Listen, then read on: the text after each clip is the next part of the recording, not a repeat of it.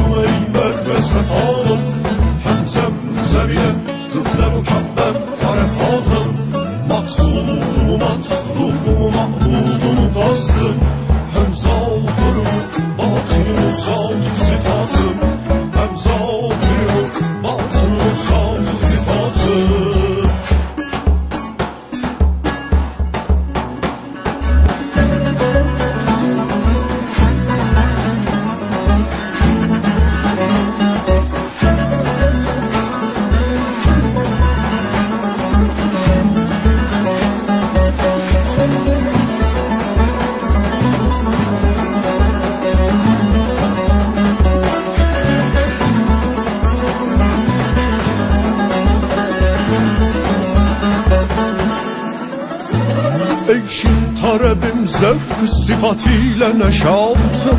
Sazıyla makam attım usuzum nağematım. Eşim talebim zevk sıfatıyla neşatım. Sazıyla makam attım usuzum nağematım. Kur'an hükmüm hadisim şerh beyanım. İlmim amelim zikrim savm ile salatım. İlmim amelim zikrim savm ile salatım.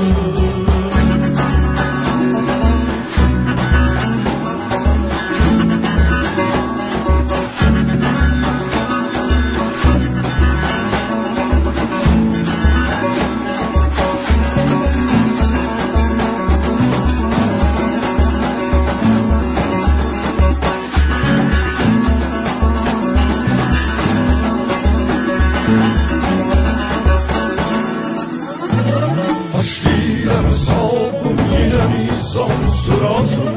İhsanım, keremim hem hasenatım. Haşriyle hesabım yine mizan sıratım. İhsanım, keremim hem hasenatım. Bil cümle unut dile kelamınla nesimi. Alfağım hem füzü erkan cehatım.